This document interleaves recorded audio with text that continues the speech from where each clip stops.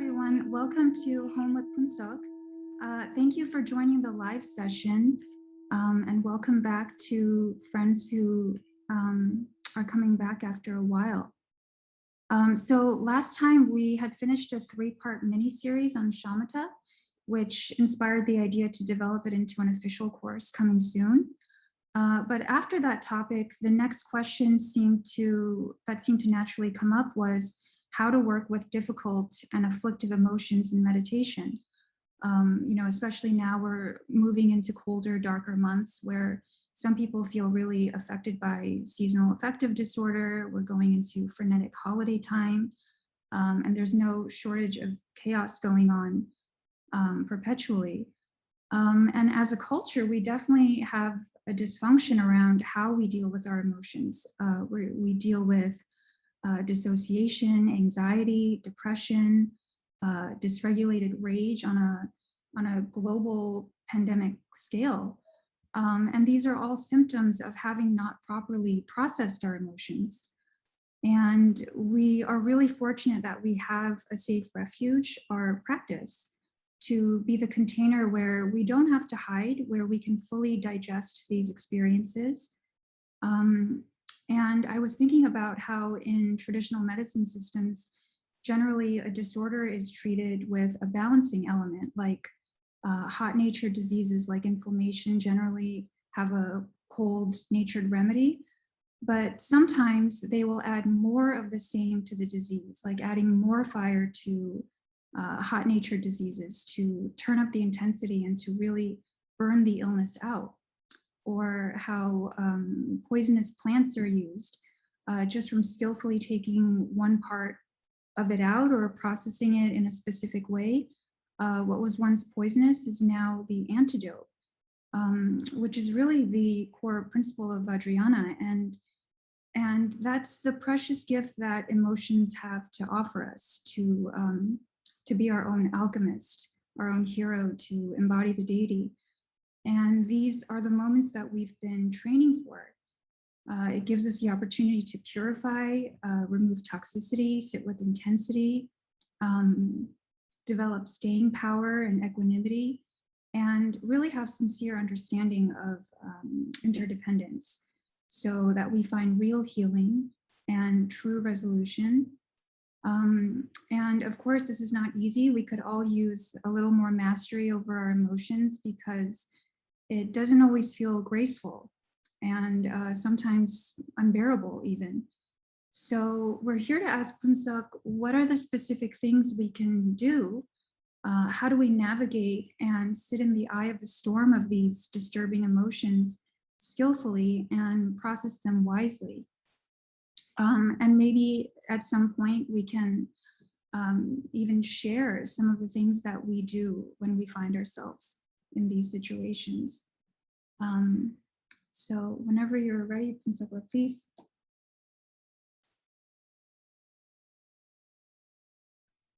Wow, that was a very beautiful introduction. Thank you so much. I think if you just continue, that would have been the class. You were saying so many beautiful things. Thank you. So I'm gonna talk about a more general ways of dealing with emotions, especially difficult emotions at the moment that we are experiencing them. That's what this is about. How to deal with emotions at the very moment, difficult emotions at the moment that we are experiencing them. And we have to have an understanding of what we mean, I have to say, in the West by emotions. And is there a true correlation to what we understand as emotions within the Buddha Dharma, for example? Okay. There isn't really a direct correlation. So that's why some people may make statements about emotions that seems to be, wait a minute, doesn't seem to be quite right. It's because they're taking taking an understanding of emotion in a different way. Okay, so take that into consideration. Okay. All right. We will talk about basically from different traditions or different perspectives of how to deal with emotions, those kinds of emotions. we will take advice from what is referred to as the open approach. That is, everybody just come and take whatever you can. And more creative and energetic, which is a bit more specific. You have to apply a bit more, you have to be a bit more specific to your own situation, apply it. There's a general presentation, and then you have to somehow find within yourself how to specifically apply it in terms of the creative and the energetic. So in the word creative itself, that means use your creative imagination as part of it. It's not like a specific pill you take with a specific dosage, and everyone is supposed to just take that, right? So get ready. And so it will be a little presentation, a little testing, and a little presentation, a little testing. And I hope that I leave enough time towards the end so that we can share our own methods of how little things that has worked for each one of us. Okay. All right. So let's begin the way we begin with meditation. Keeping an eye on the clock. Okay.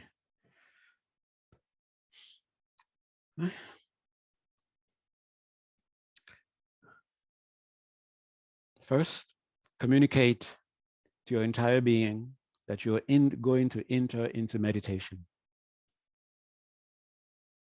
Let that resonate with your entire being. Be in the space of receptivity, receptive to the intelligence within the body itself. Be receptive to the emotional body. Be receptive to the energetic body. Be receptive to the mental, cognitive body.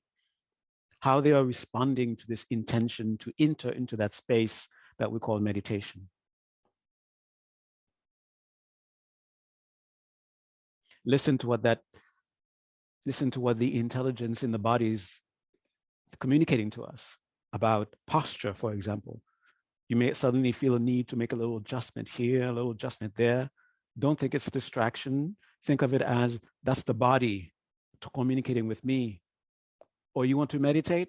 Sit like this. Have your legs like this. Have your hands like this. Make sure your spine is straight and comfortable like this. Make sure your head and neck are like this. For you, you should have your eyes this way. Different people will have different positions for their eyes. So there is no really universal way for your eyes. Different traditions sometimes stick to, okay, you must close your eyes. You must open your eyes. Don't close your eyes. So what works for you, okay?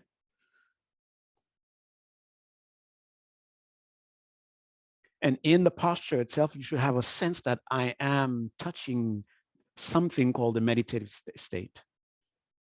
You begin to feel a sense of calm slowly arising, a sense of pleasantness slowly arising in the body, in the breath, in the mind, energetically, cognitively.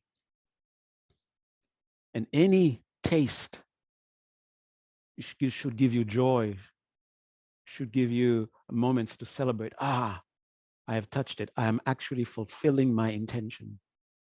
My body is cooperating. The breath is cooperating. The mind is cooperating.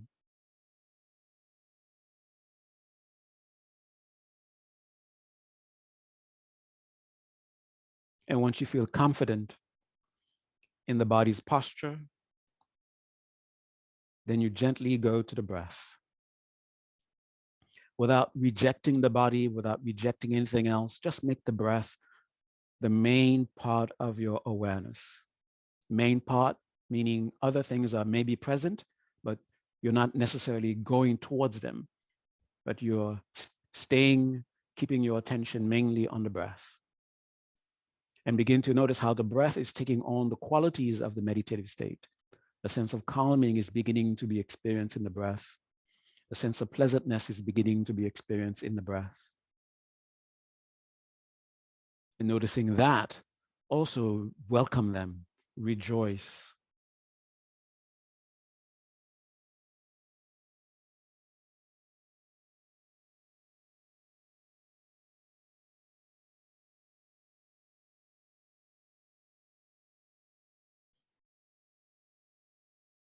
And once you feel ready to fully commit to this journey and within the meditative space to go even deeper and deeper, accessing ever more subtle, ever more powerful levels of your own consciousness, you sort of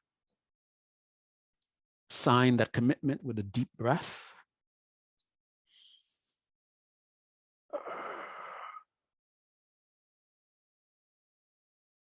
And at the end of that deep breath, whether you breathe in and out the mouth or breathe in through the nose, out the nose, however fits you, at the end of that, feel the subtle differences that are present and rejoice and welcome them.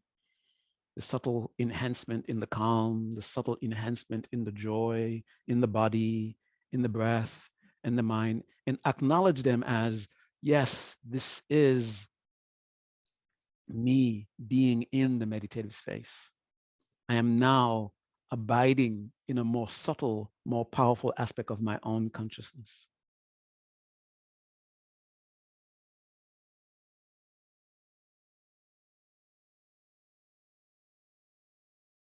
Gently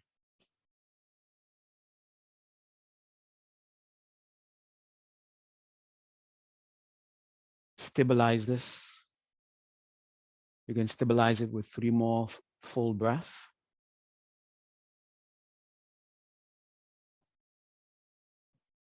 Breathing in deeply in and deeply out. Don't exaggerate it too much. Just use it as a vehicle to palpably experience the deepening of these very signs of calming and pleasantness.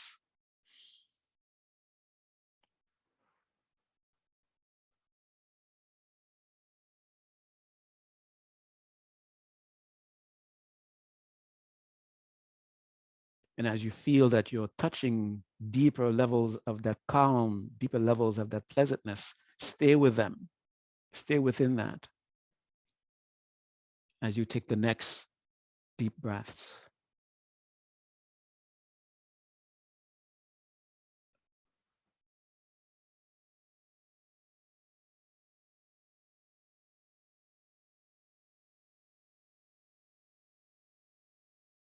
And notice with just the intention to stay, the breath naturally adjusts itself so that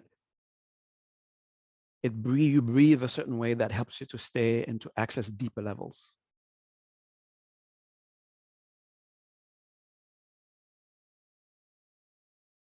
Notice how the mind wants to cooperate. Welcome these. Rejoice in the presence of these.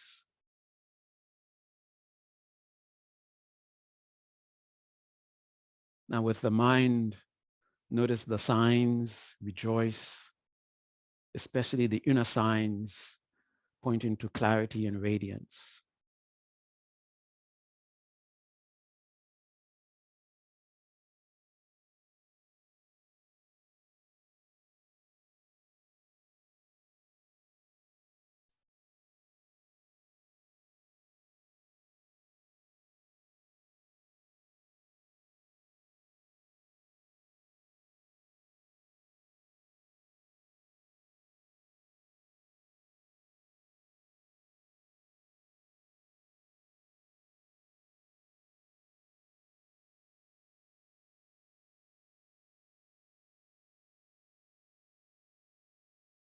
And gently direct your attention to what seems to be like the general feel, the feeling that sort of summarizes the state of the meditation, and stay with that without grasping, without pushing away.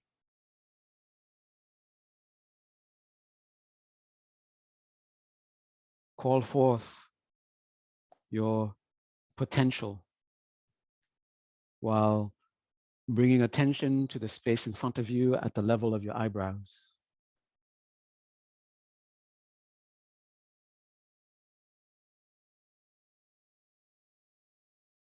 And relate with that potential with the deep sense of respect, trust, and gratitude. And as you feel the respect, the gratitude, and the trust, let yourself go deeper into the very signs of calm, pleasantness, clarity, radiance, focus.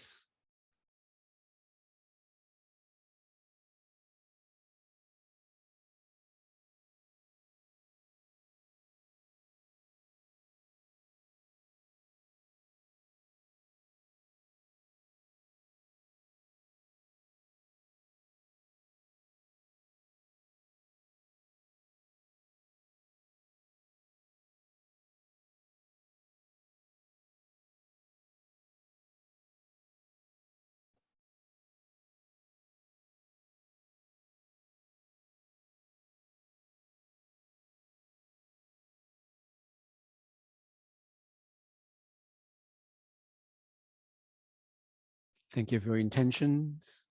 Communicate your intention to your potential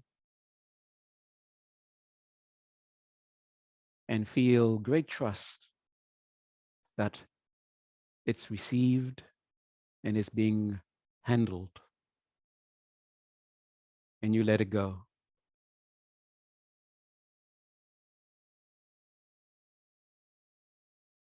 And to show your readiness to listen and to take in what you have requested, the presence of your potential that is felt in the forehead, bring it to the crown, and then gently bring it into the heart, and just really let go with trust. You're heard. It is being processed.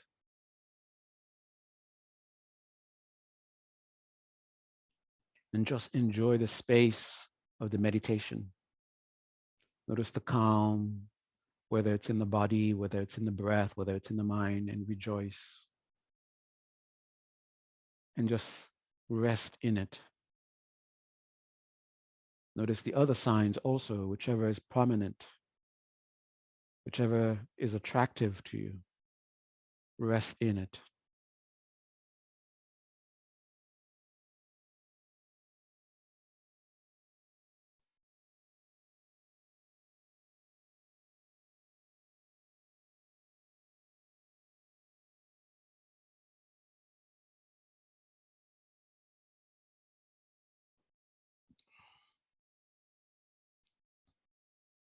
And with the hope that whatever you gain through this session, you will be able to use it in your daily life and also be able to help others with it.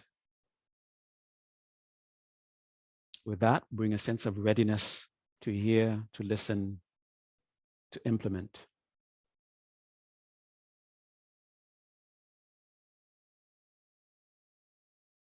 With that readiness, know you're meditating and have the intention now to come out of the meditation.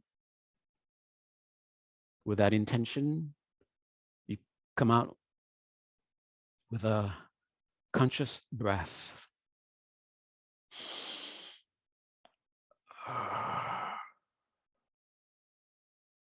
And let that breath take you from the meditative state back into conscious state. And deliberately, consciously reconnect with your immediate surroundings, your sense of touch, feeling the clothing, feeling your seat, hearing the different sounds, noticing the different colors, noticing the different shapes, the lights, the shadows, and welcome. All right.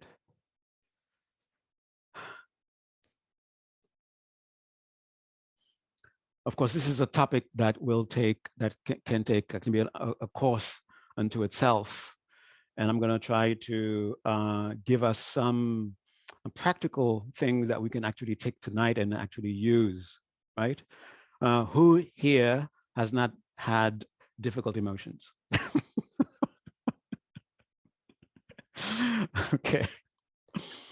First of all, let's try to understand that term difficult emotions. It is qualified with the word difficult specifically to try to translate the term klesha, sometimes referred to as afflictive emotions. And because the word emotion is connected to it, sometimes people take the word emotion itself to be the entire thing, right?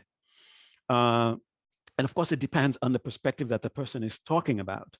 Like when in the book by Jamyang Khyentse Rinpoche, when he's talking about the 4 seals of the Dharma, he mentioned something like all emotions are suffering. And of course, there are many different layers to understand that.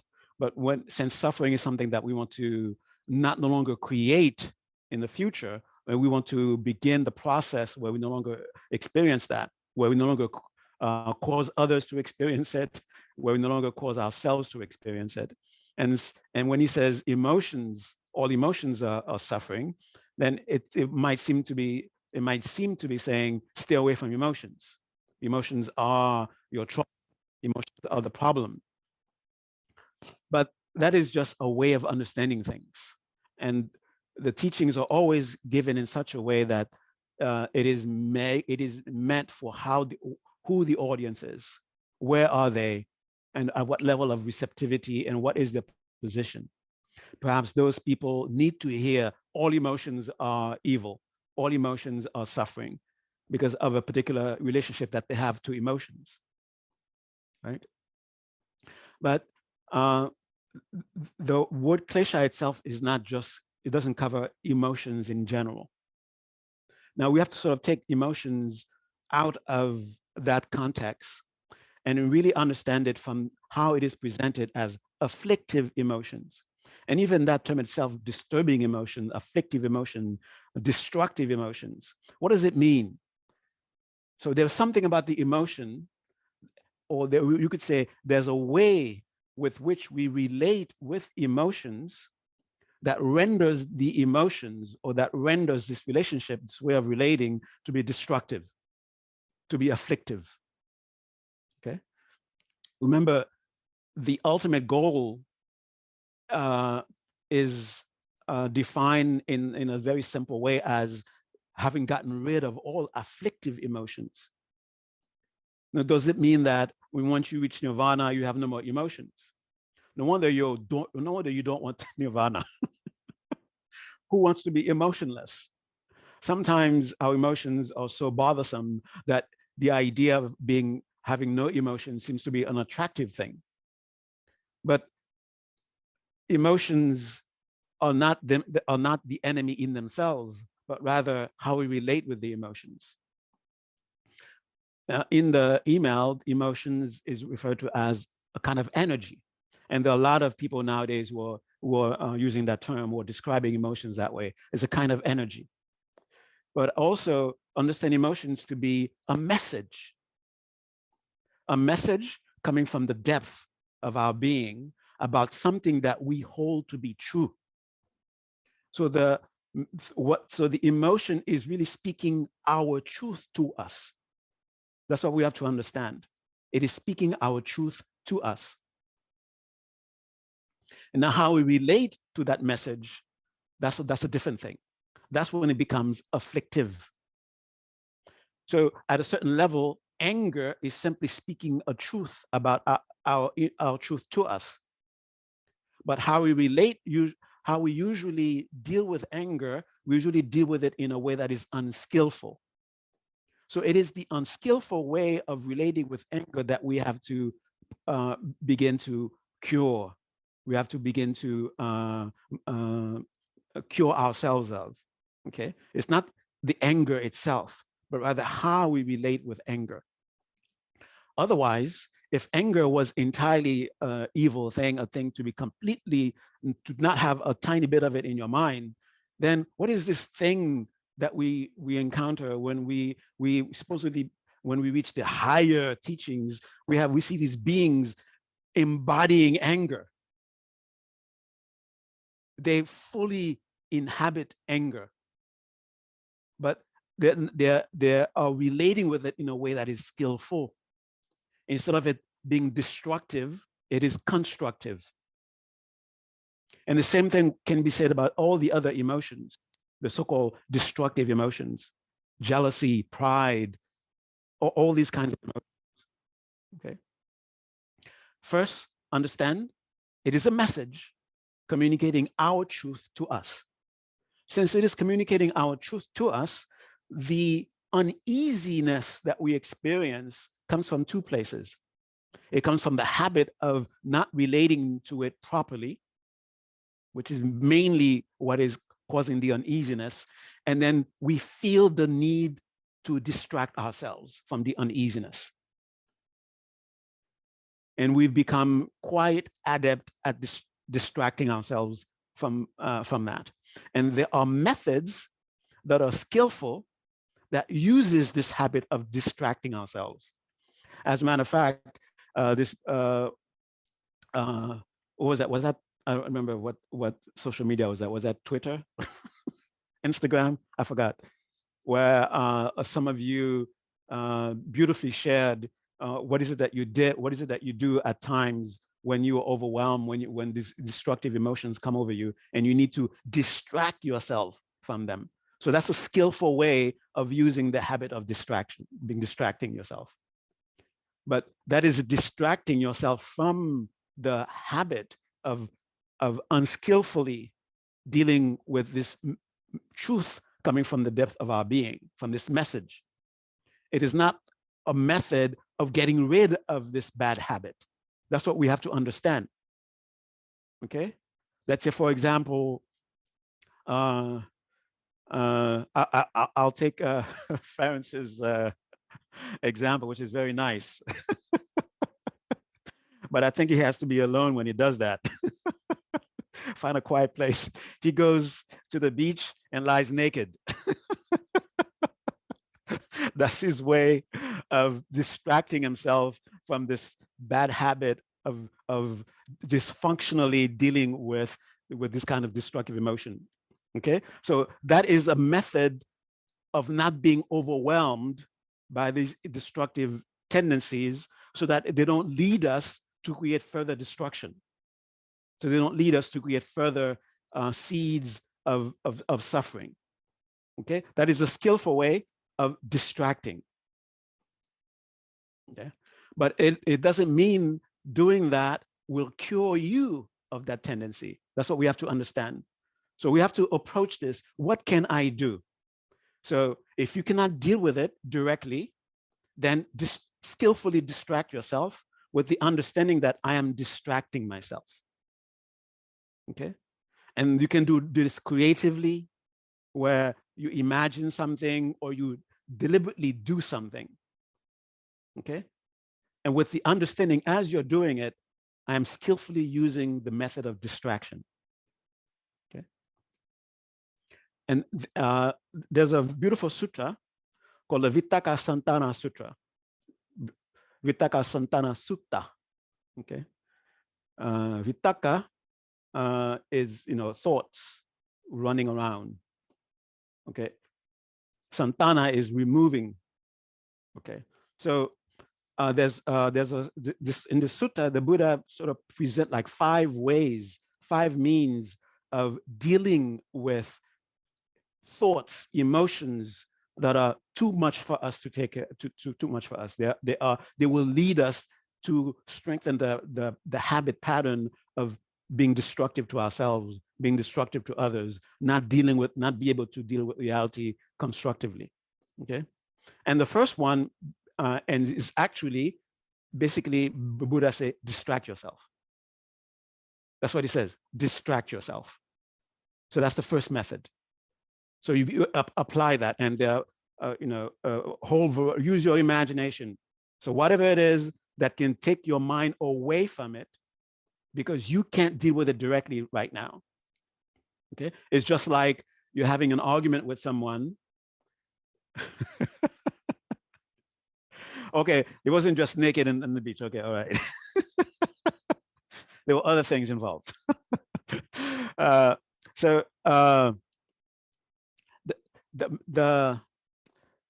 the method of distracting yourself is to understand that,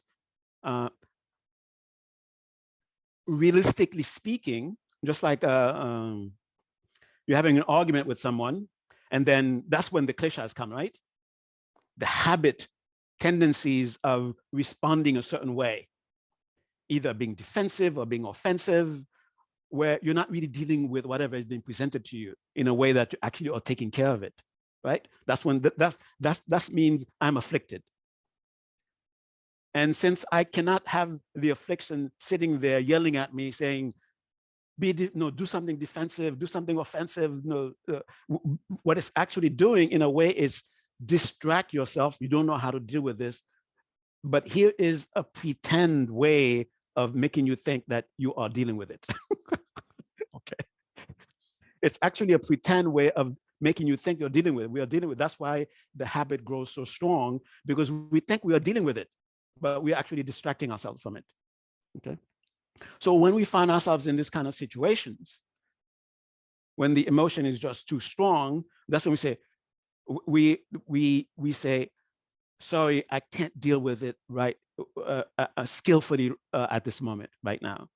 Give me some time to go cool off or step away from this for a while, and then I can come back with a cooler head, right? So it's basically that's what we are doing in the meditation. When you're trying to meditate, and then this thing comes in, and then you say, I cannot deal with it right now, and then you think of something else.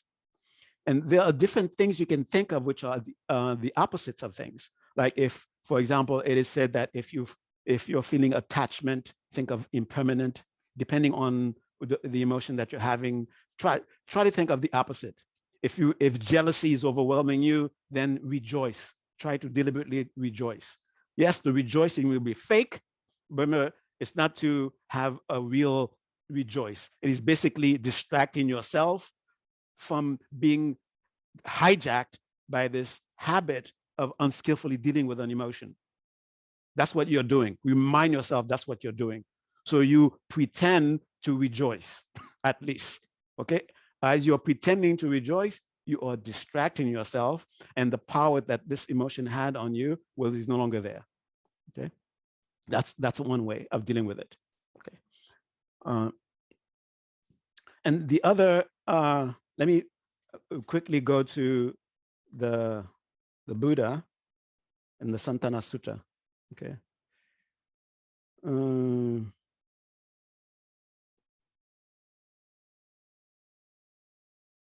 Okay, the second thing to do, especially if you are someone who's analytical, okay? Now, so remember before, the habit of distracting yourself is strong, and you find yourself distracted in a way that is not skillful. So you make use of that energy of distraction, but skillfully.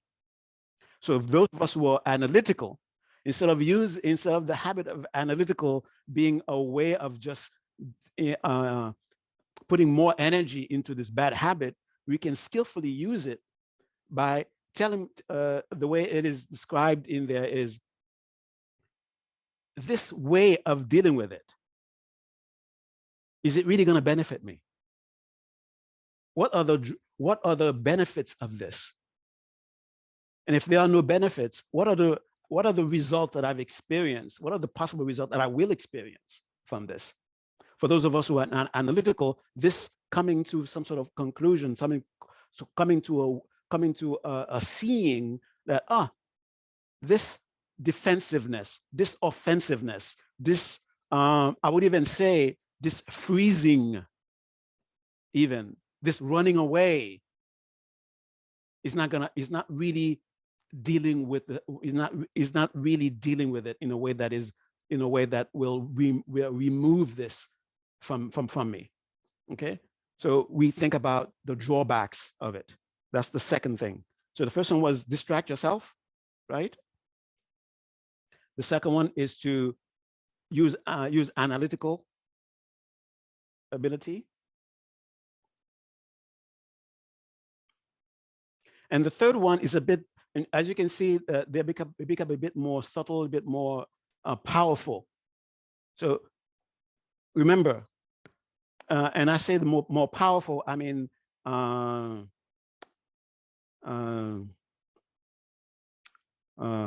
was that term?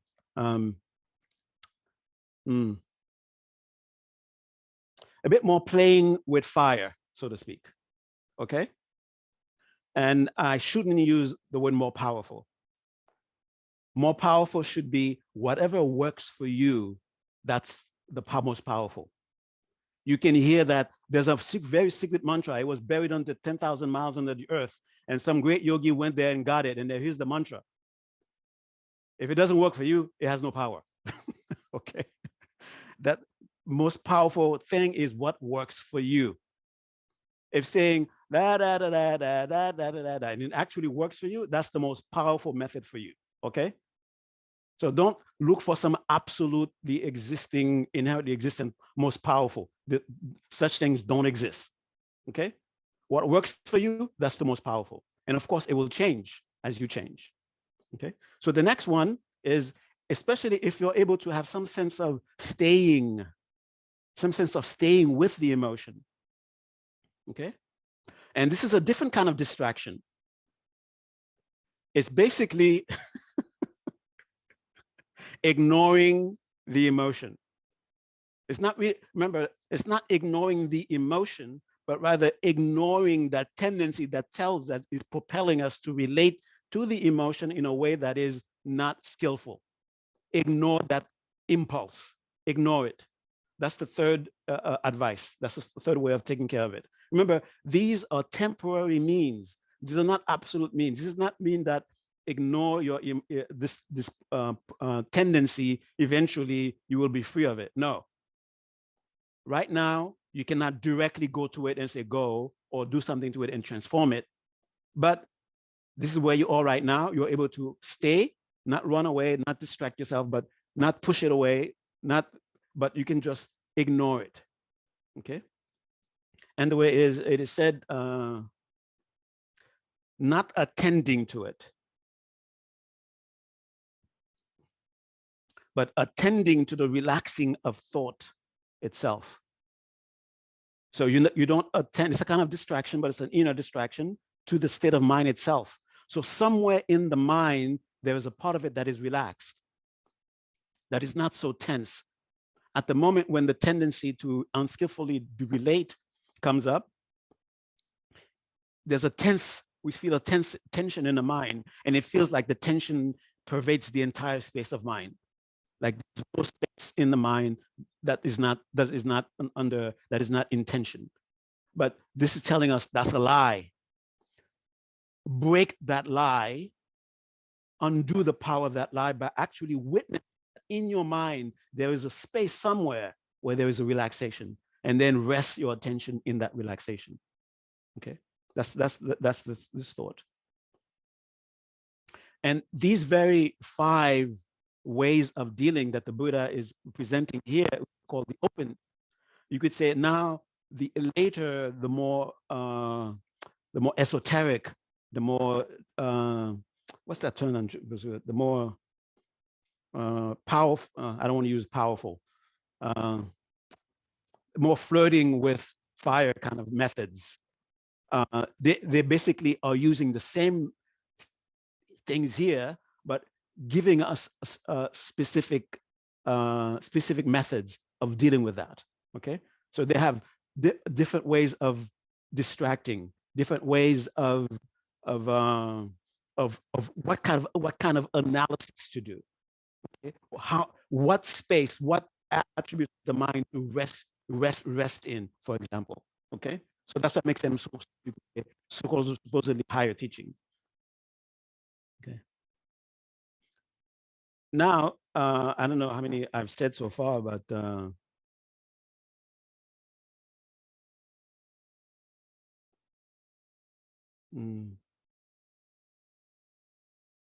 okay. All right. So you don't pay attention to them.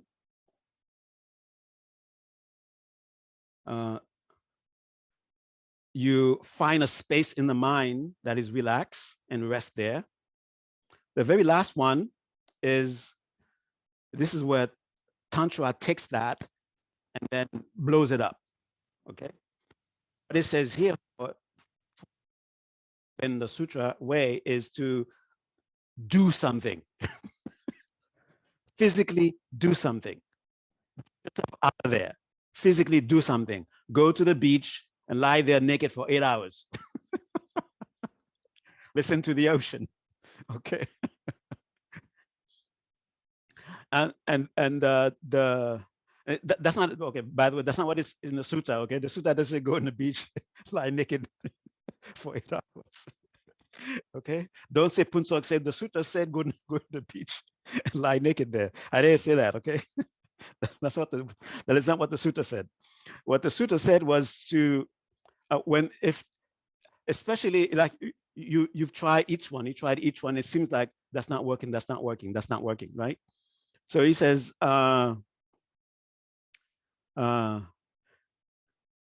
clench your teeth, press your tongue against the roof of your mouth, and then and it says beat down, constrain, crush your mind with your awareness. And you can sort of understand what it means. And this is the last resort. Okay, all right, this particular method, clenching the teeth, pressing the tongue against the roof of the mouth. I'm sure in the Tantra system, and for those of you who are connected with energy, why pressing the tongue in the root of the mouth? Some sort of energy system kind of thing. Okay, that's a hint. Okay. And then crush, beat down the mind. Now you can skillfully, and this is what this is something we do in an unskillful way, where we just beat ourselves up. We develop dysfunctional guilt. Use that method, but use it skillfully. Don't use it for it to become dysfunctional guilt. Tell your mind, tell that thing, get out of my mind. I don't want you. Okay. All right. So these are basically the methods in the Vitakka Santana Sutta. Okay. Now we're going to talk a little bit about somewhat creative and somewhat energetic. And if you can, if you can only do the creative, stay with the creative, the imaginary. If you can feel some sort of energy, then you can combine the two. And this is nothing to do with Tantra yet. Okay. So that's the basis. And then from that, we'll extrapolate, let our imagination go, right? So a way of distracting, a way of using energy at the same time and being creative is something you call tonglen. And we all know about tonglen, right? And let your imagination run with that. It's basically taking and giving. As far as what you take, as far as what you give, let your imagination go. How you use your imagination when you're giving, how you use your imagination when you're taking, it's up to you. There are many different ways that are described in so many different lineages, so many different things. So that means there is no one specific way to imagine this. The main thing is take and give with imagination, and also energetically if you can. Use the breath if you can. Okay. Like, for example, as far as the opposite is concerned, imagine you're breathing in the opposite. Imagine that you're breathing out from yourself, the state, the condition itself. Remember, you're not breathing out the anger, but the dysfunctional way of dealing with the anger. So that one day you will be able to actually sit with the anger. Like Milarepa. There's beautiful stories of Milarepa when he's in the cave and so-called demons come to harass him. And demons, basically a mental affliction that is, that is powerful enough to disturb you, to take you, to remove all the work that you have done, right? A thought of anger, remembering, oh, that's what that guy did to my mother. All of a sudden that thought comes into your mind, and you're in danger of that thought running its course, where it actually wipes away all the beautiful things that you've been doing. So since Milarepa is very powerful, so he says, come in, I welcome you. And this is in the new age, I think a lot of people are flirting with this. And I'm saying flirting because this is fire. Are you really able to sit with it without it manipulating its little puppet, like the way it's been manipulating all your lives, okay? Or you really just sitting and not being manipulated. If you're sitting and not being manipulated, then you can say, welcome, have a sit. And you can have a dialogue with it, the way Milarepa has dialogue with it, okay? And when you're having a dialogue with it, what is it that you're acknowledging? You're acknowledging you are powerful. You've made me do things I never wanted to do. You are powerful. Acknowledge it. Acknowledge the power that is in front of you. Don't be some silly person underestimating the power of an enemy. Okay? He's just my enemy. I don't care. An enemy is out to get you. Does it have the power to get you or not? If you underestimate him, your enemy, it will get you. Okay? Put you in a place where you don't want to be. So acknowledge the power that is in this tendency. Acknowledge it, welcome it, sit, acknowledge it, okay? And you acknowledge it by saying, you have done, under your influence, I've done this, I've done that. Under your influence, I can't speak even when I want to speak. Under your influence, I find myself running my mouth saying things that I say, where is this coming from? You completely manipulate my speech where you make me say things I don't want to say. You make me not speak when I want to speak. You make me act when I don't want to act. And when I'm acting, you completely take over. Okay? Acknowledge the power that is in there. Okay? So that's the Milarepa, one kind of Milarepa way of dealing with it. Now, as your wisdom is growing stronger and stronger, then as you're sitting with it, look at it. Or you recognize that it has power. You say, yeah, I'll give you that. You have power. Look what you have done. And you continue to look at it. And then you begin to realize something. That's when you're beginning to realize, you have a message for me. It is my tendency, it is my dysfunctional way of relating with the message. That's what's been the problem. The actual anger itself has a beautiful message for me. It's telling me a truth about me.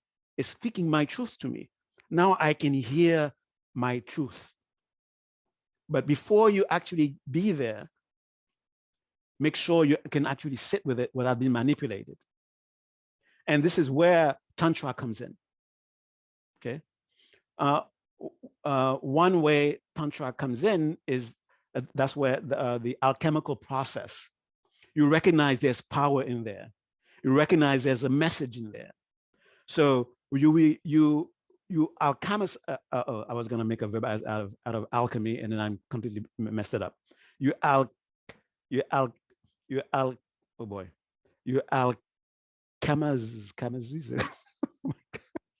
See what the mental session is doing to me?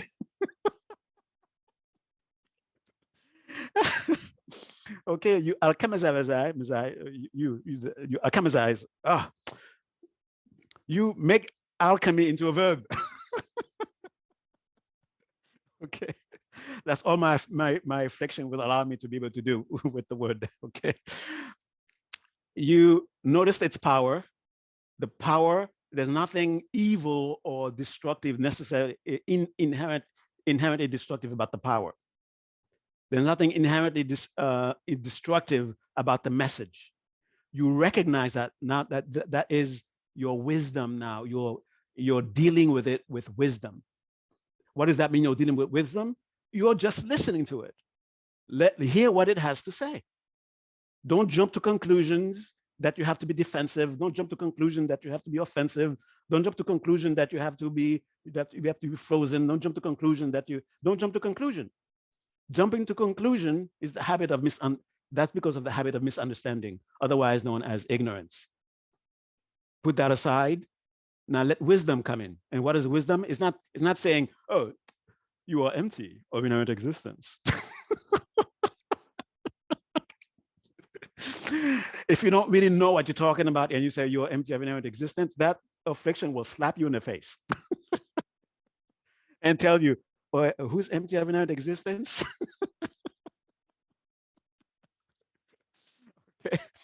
Dealing with it with wisdom means you let it show itself for what it actually is. Okay? And now when you actually see it for what it actually is, now you can say, instead of this power destroying me, I can use this power for constructive purposes. I can listen to this message as to what convictions that I'm holding that are driving my actions and make corrections. Because now you are listening to it rather than running away from it or making assumptions about what it's supposed to be. And this is where Tantra comes in, and that's where we have those fierce beings or very sexual beings come into play. They take it, they embody it, and use the power wisely, use the message wisely. Okay? Somewhere within us, wisdom is telling us, you appreciating here. And ignorance says, cause you to implode, cause you to misunderstand, and then this appreciation becomes jealousy. Or it becomes attachment. The sense of what is correct, what is appropriate, or what is justified comes up within you. And ignorance comes in, and then it makes you blow up. But with wisdom, it becomes, this is causing suffering, let's remove it. So you can, when you're caught up in the midst of desire, find the energy, direct it towards a constructive purpose. When you're in the midst of anger, find the power, direct it towards something that needs to be removed because it is suffering, the cause of suffering. Okay, that is a very general way of dealing with that. Now, there's even more higher ways of dealing with it, and then it is these higher ways of dealing with it that is even more dangerous, because we are basically we may end up thinking that we are doing what is supposedly some high way of dealing with it, but we are simply fooling ourselves. And there's a lot of danger in that. And that comes from what you might call the highest part of Tantra. So I'm going to read a text here and then listen carefully to how it's asking us to deal with these. But first, in order for us to use that, we must have a sense of ease with what you might call wisdom. Okay? There is, when you look in the, what's that text? Yeah, in the,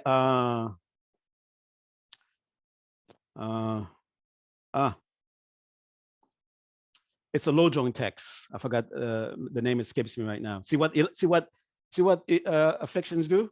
They make you forgetful. You know why? Oh, never mind. There's a verse in one of the Lojong texts. Forgive me for not saying. You recognize it. It says something about it self-liberates.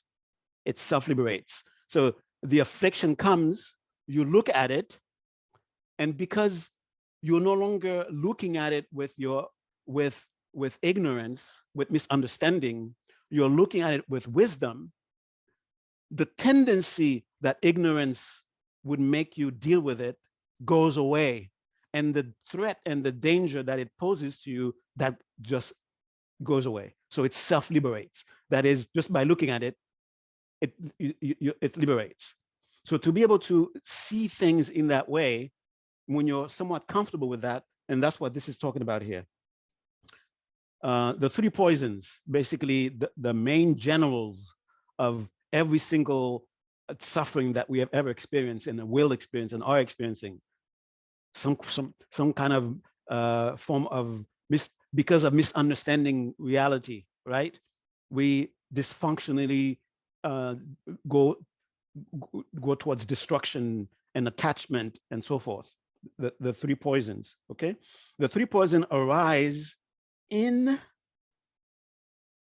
listen to this, in what is referred to here as creativity as display. Creativity, think of the field of potential, where everything that is experienced is because of this field of potential. So where are the afflictions arising out of? They're arising out of this field of potential. Okay. Emerging from, and this is using very beautiful language, emerging from intrinsic spaciousness. And since that include everything, nothing accepted, nothing ever moves an iota from intrinsic spaciousness. And this is what you do when you're seeing it that way. Okay? Avoiding anticipation and manipulation of it. The recognition of spaciousness itself and resting therein is crucial. For thereby it naturally subsides, vanishing, releasing just as it is. Okay, and I'm going to read just one more thing. Afflictive emotions, karma, and habitual propensities arise as illusory, magical display from creativity. And even the methods of improvement on the path of liberation arise as illusory, magical display from creativity. Everything arises in the now as the display of creativity.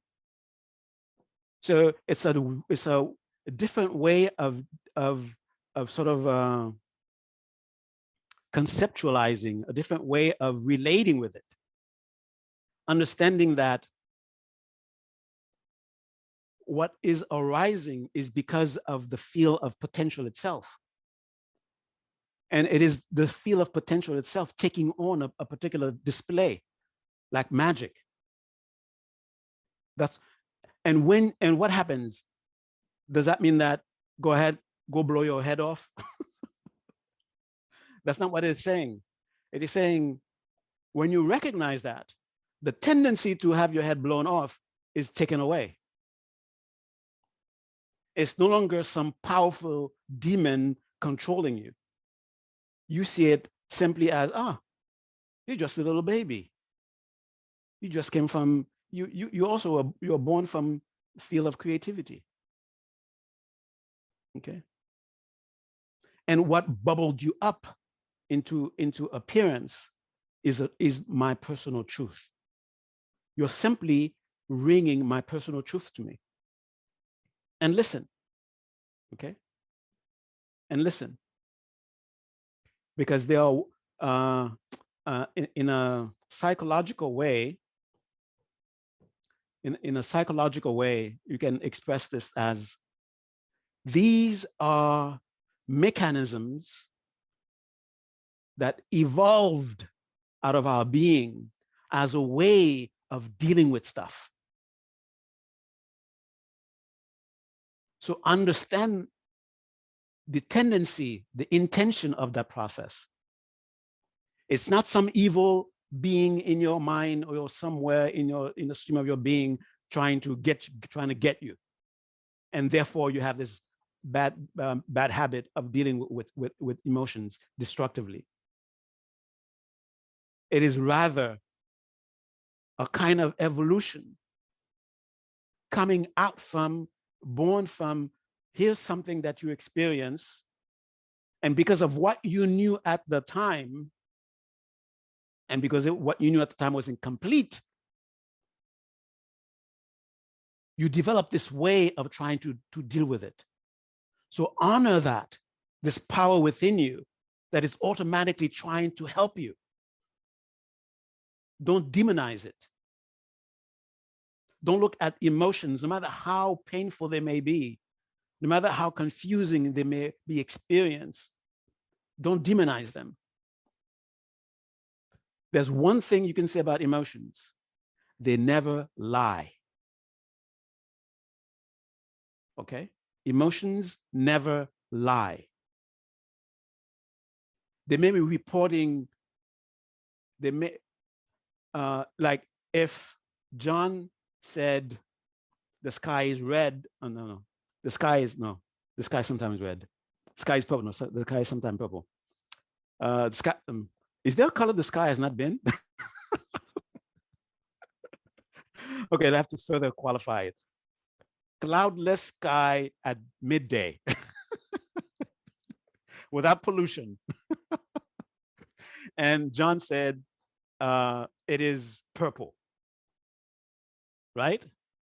And now your emotion reports to you, John said the sky, cloudless sky without pollution at midday is purple. The emotion is telling you a truth. John did say that. Whether you think the sky is purple at that time, that's your business, that's your problem.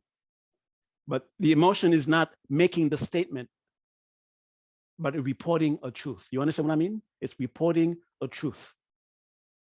Okay? That's what it actually heard. That's what it was actually happening. That really freaked you out. You were really traumatized by that. Okay?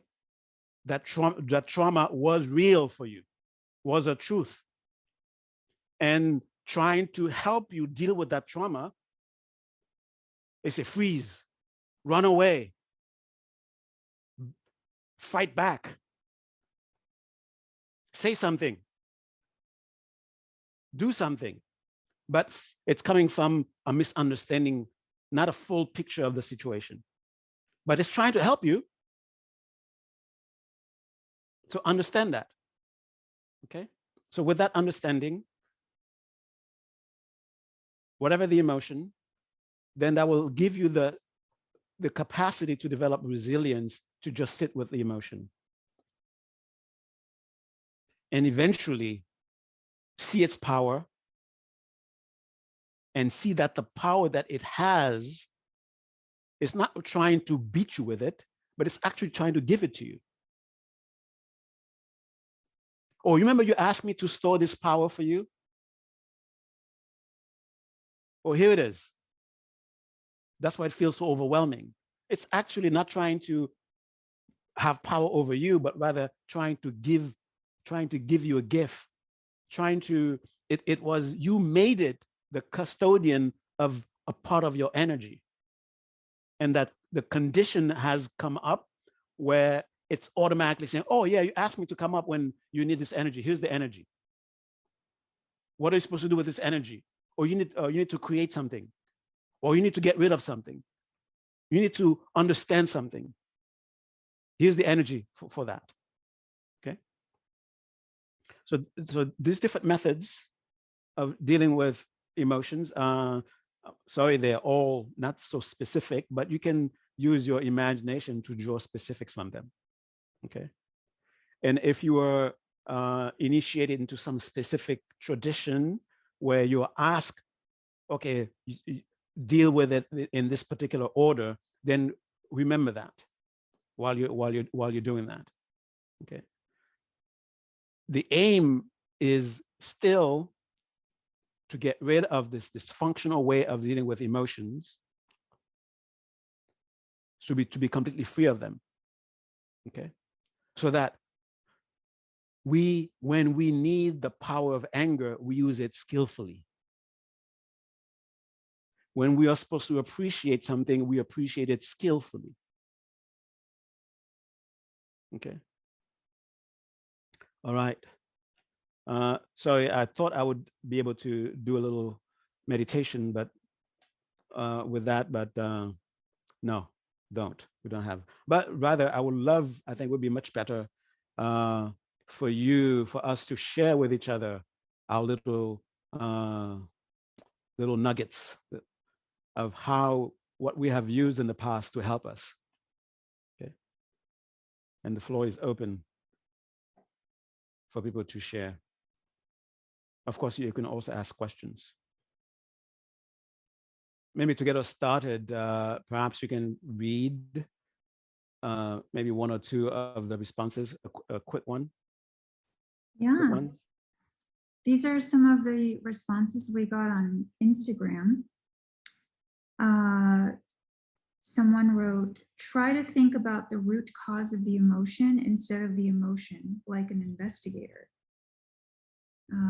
Someone wrote, listening to music I love and crying. We got a very long answer from someone. Should I read that one?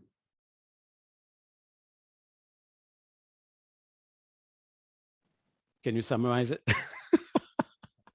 He said, I first learned to slow down. I learned that moving fast wasn't always a good way to recognize or be aware of what's going on.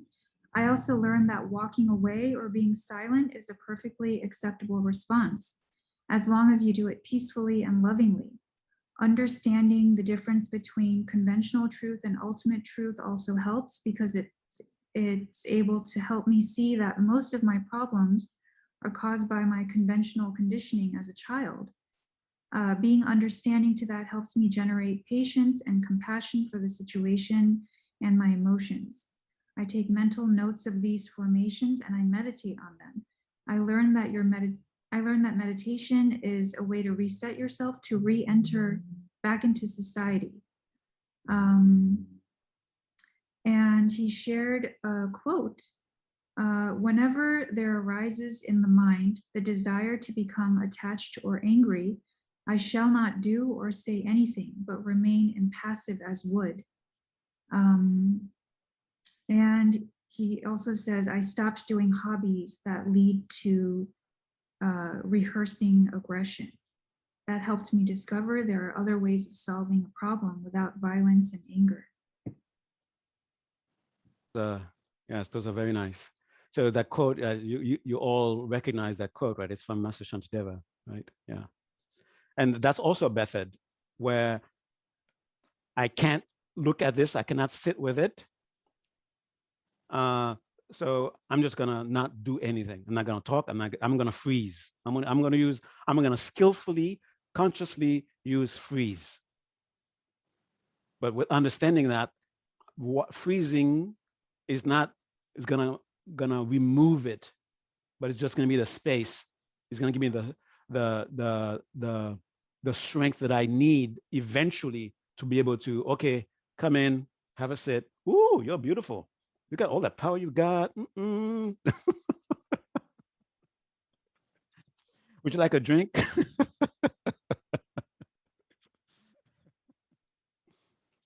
Oh my God, look at you. And the more I look at you, the more I'm starting to see spaciousness. I'm starting to see creativity.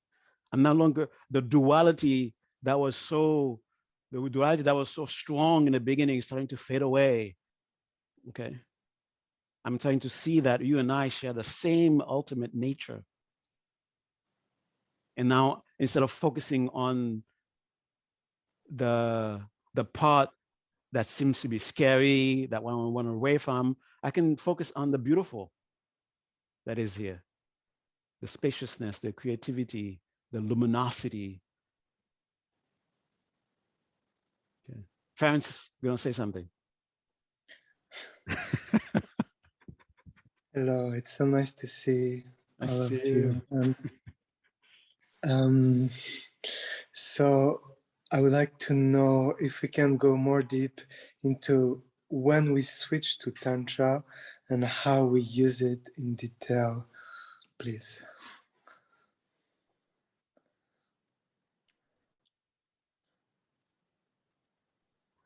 Definitely, that's something that will be another class.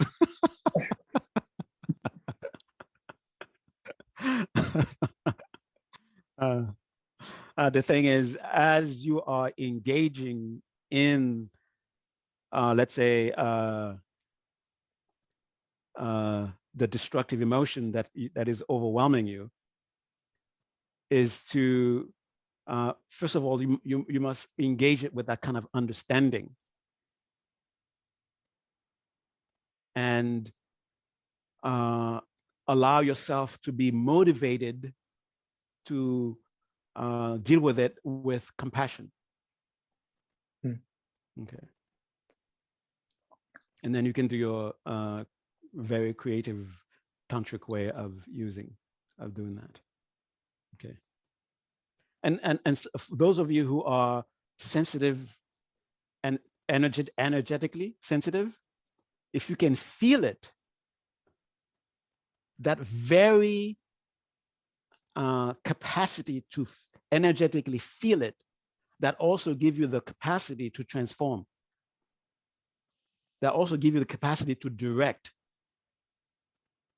So if you energetically feel the energy that is in that, you can direct that energy towards something that is more constructive. Okay.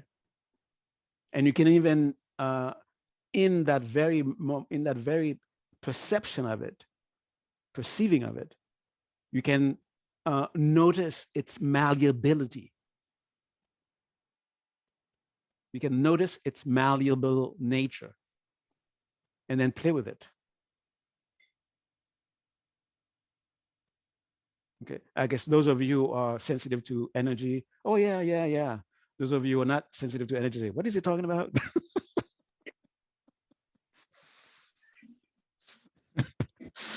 Okay. All right then. So yes. Can you give some example of being creative with anger, please? Is a method. So you feel actual anger, right? And of course, that the tendency, the habit of dealing with it the way we are used to, that's also present. You ignore that, but you stay connected to the feeling, the power of the anger. You actually stoke it, make it into rage. Make it into rage. And when it feels like rage, like you feel like I need to get up and do something, immediately think of compassion. Think of someone or a situation that you sincerely are concerned about. Someone who's suffering from something. You are suffering from something that's happening in the world somewhere. And then let that rage, allow yourself to completely embody that rage. And then see yourself sending lightning bolts from your anger towards that problem. But it's the hand of compassion that is throwing the bolts. Okay. How's that? Beautiful. Okay. Beautiful. Thank you so much. Okay. Thank you. But remember, the actual real way of really getting rid of this dysfunctional way of dealing with our emotions is to really see them. Really see them. Slowly, little bit, until you really see them. It's like using the energy of the thunder to plug your computer. Oh, yeah. Okay. So it's time. We're going to do our closing meditation where we have. So no questions, no comments. And I hope this was useful in some way, and you actually can implement some of the things mentioned from the sutta, from Milarepa, from Tantra, and from highest view teaching. Okay. All right. So get ready to close with the meditation. And thank you all for coming.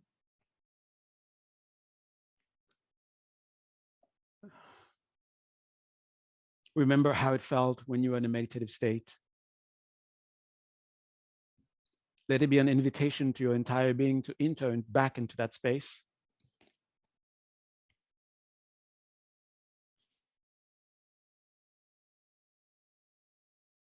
And as you feel yourself beginning to taste the meditation again, stabilize it with a nice breath.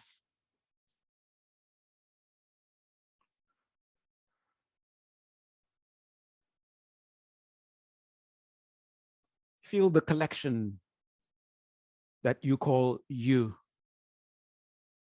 your own personal us.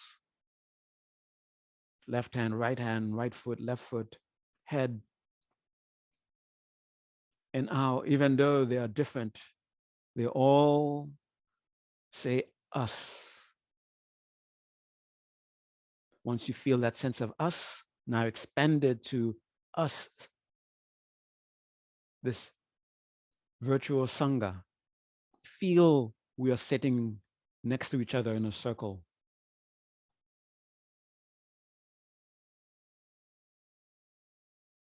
And that sense of us takes a physical form in the midst of our circle, a bright, brilliant, beautiful light. It's connected to our hearts with a string of light.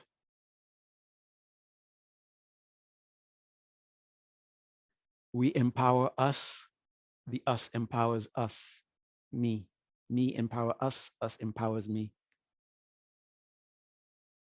And as the sense of us gets stronger and stronger, and the sense of the separate me begins to fade in the background, the light expands, expands, expands. The sense of us, the light of us expands. And as it expands, it envelops, it infuses within itself into its luminosity, where it's just that bright presence. It continues to expand, and everything that it touches, it brings into that sense of us.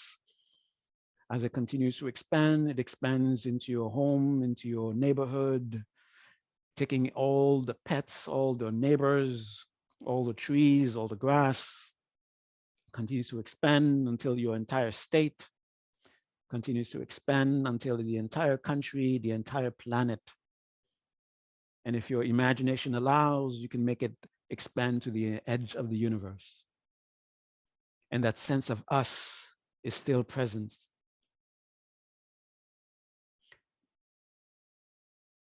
And as you feel that us, see the different parts like the left hand, right hand, river, that's me, that's us. Sky, trees, mountains, birds, neighbors, Republicans, Democrats, liberals. It's us. Foreigners, they're all us. In the same way, the hand immediately is impulsed to go help the right, the left. We feel that readiness to help the ocean, to help the fish in the ocean, to help the river, to help the mountains, to help the Democrats, to help the Republicans.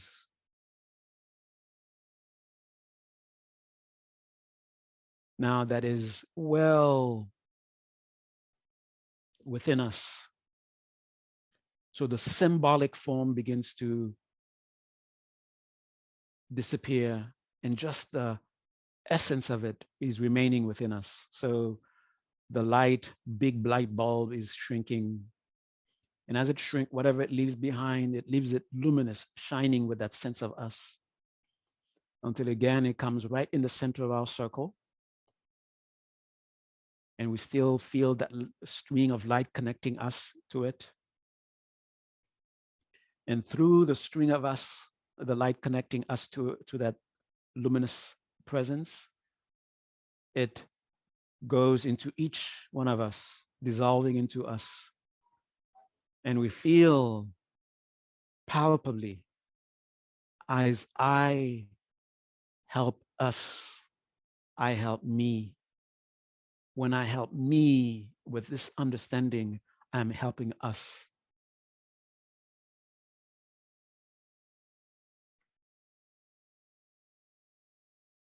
Glowing with that understanding of us, respecting the different appearances within this us.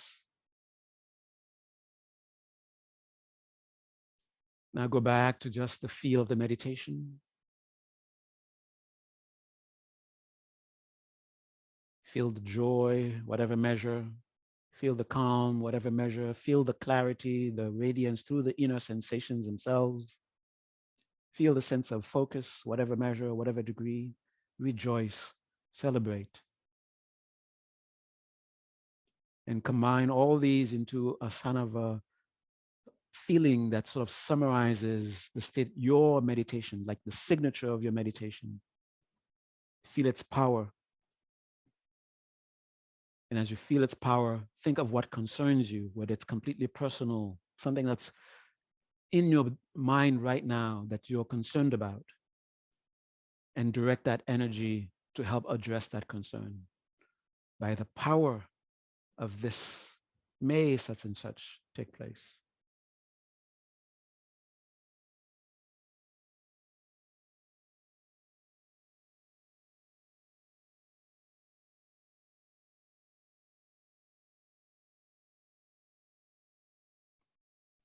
Kyo di kyo kun, Sonam yeshe tsokzok shin, Sonam yeshe lechungwe, Tamba gunye tobar sho.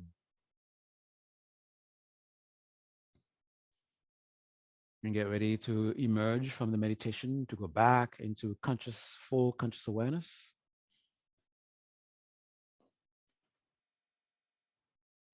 With joy, take a nice deep breath.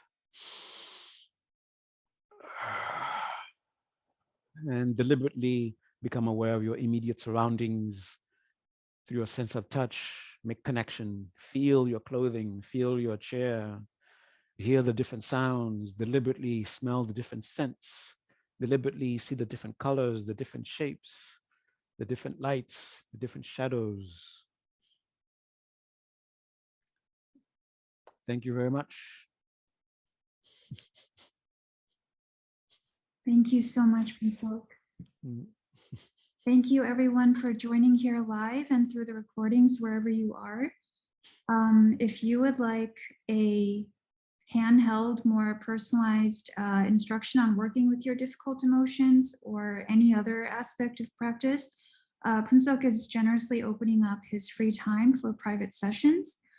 You can schedule a session in the link in the chat. And please make your offering for this class to Phuntsok's Venmo or ongoing patronage through Patreon. I wish you all a meaningful practice. Thank you so much and see you in 2 weeks. Thank you, everyone.